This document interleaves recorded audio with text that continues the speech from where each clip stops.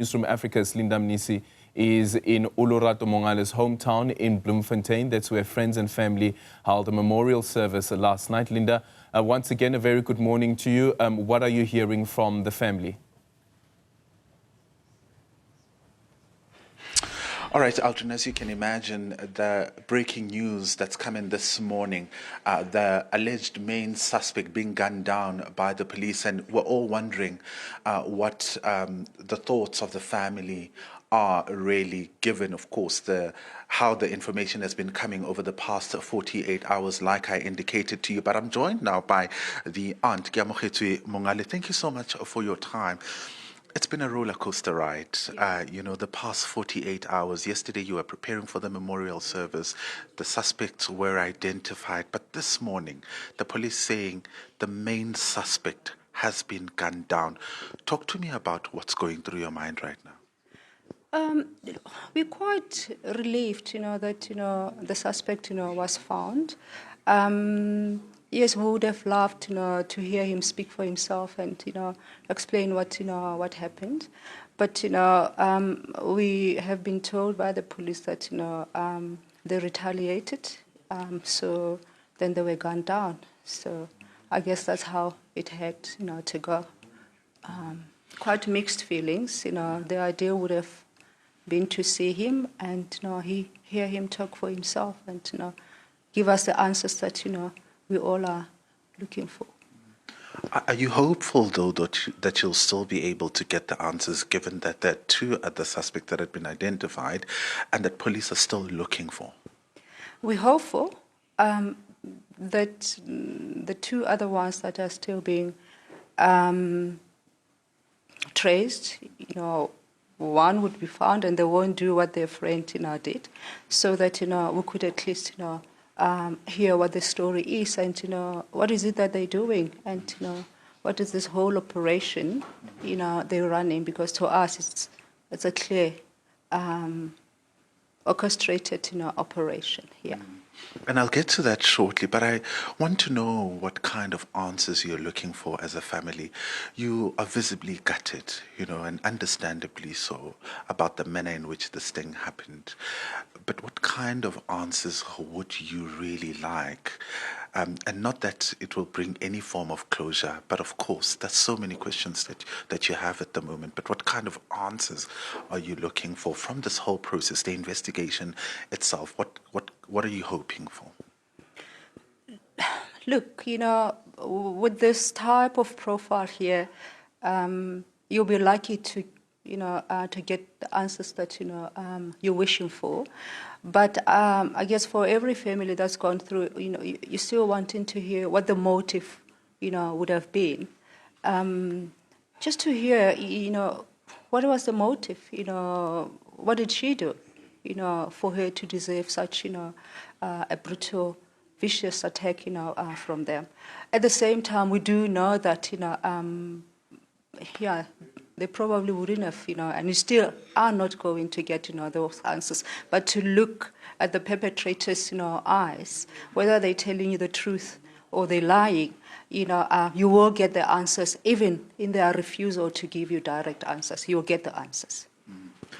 And I mean, yesterday you spoke about your relationship in particular with Olorato, but I'll get to that in a moment.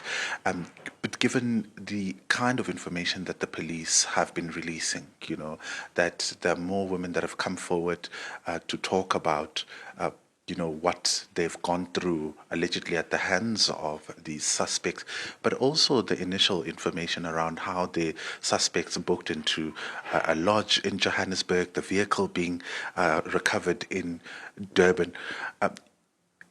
What kind of orchestration do you think went into this? What in your mind could have possibly happened? Are you thinking maybe it's a syndicate, or maybe she was particularly targeted?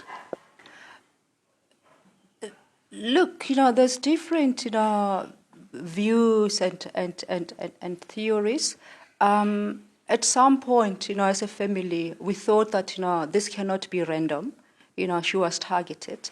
But when you start, listening to bits and pieces of information and how they are moving, booking hotels, from Bloemfontein to Johannesburg, from Johannesburg to KZN, these people are talking. So the second, theory or thinking we have then that is that, it's a syndicate. It's a group of, criminals, out there, just, targeting, these young women or any women in particular. I don't think, this type of, human beings, would care whether you are a young girl or an old woman. They would just, it's just an assault on women. And how are you holding up? I mean, yesterday you spoke at the memorial service about the bond that you had with Olorato and having to do the difficult task of getting her body back home. Amidst all that is happening, how are you holding up? It's very tough, but I'm the elder one in the family. My mom is quite old, so I have to keep it together and hold it, together for the family. The most important thing is that, as we're going through, the pain and everything, we still have, to run the operation of, burying him. So you you go in and out grief, because we still have to bury, Olu, and bury her in the way that, she would have loved, to be sent off. We dread Monday when all of this, it's over, because that's when it will start, properly hitting us, when we don't have all of these distractions. And as African people, the house, all of our houses, are full, so we support it. But, the issue comes when people are gone to their homes. That's when I guess, we'll start, feeling the real full-on grief. Yeah. All right, thank you so much. I'll let you go for now, Aldrin, while we try to speak to our next guest. But of course, the aunt then, reflecting on, the past 24 hours and how that has particularly been. It's been a very, very difficult, time. And I want to just bring in Olorato's mother to talk to us about this moment and really what, she could possibly be feeling. Must be extremely difficult, Mama Poppy, as a mother, learning everything as it unfolds. Your daughter going missing and the suspects being identified. Now the main guy who would have given you, the mother, answers, dead. Just talk to me about how you're feeling right now and what you make of the breaking news. Honestly, I don't feel anything, because at the end of the day, nothing will bring back my child. So even if they are caught, it doesn't make a difference to me. All I wanted was my daughter. Yes. She was an only child, and now you're left with her siblings that are in the family. I mean, what kind of justice would you like, if anything? The justice that I would have wanted was, they must just bring back. What is it? The kind of justice. They deserve to die, just like they did to my daughter. Yes, that's all I can say. I know it's a very difficult time for you as a mother, but I want you to talk to us about your only child. Yesterday we saw beautiful videos of the two of you dancing, people reflecting on just her memory and how she was a big part of your life as a family, really brought so much joy and so much light, the shining beacon of hope in the family who lived an exemplary life. Talk to us about the memories and the kind of child she was. Olorato was a special child. She left a void in the family, and already we can feel that void. Yesterday, when we were all celebrating her life, I could already feel that something is missing, which was Olorato. And we were honestly looking forward to more achievements as she was doing her master's right now. She was already talking about doing her PhD after completing her master's. She was such a loving and caring child. We had a very close bond. We were like friends. We did everything together. We danced together. We laughed. We cried together. And losing her like that, I'm really shattered. I don't know how am I going to go forth without her. They stole something very precious from me. I know it's a bit early to ask this question, but what do you think life will be like without her? In my family, we normally talk about death. And just before this, she was home and she was helping me with a proposal of loss and grief. So she was the one, because she used to say she's a native English speaker.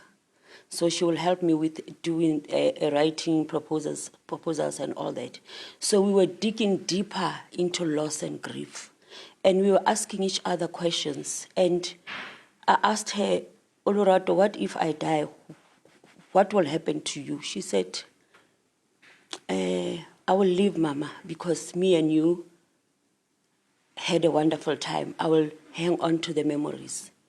And then she asked me, she told me actually, if I die, Mama, you must enjoy life.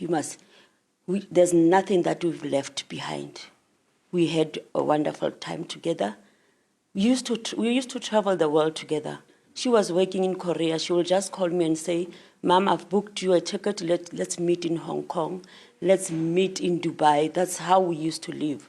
And yesterday, when I wanted to wear my clothes to go to the memorial service, I wanted to call her and ask her, is this what I'm wearing okay? Because I always took a picture before I could decide on an outfit.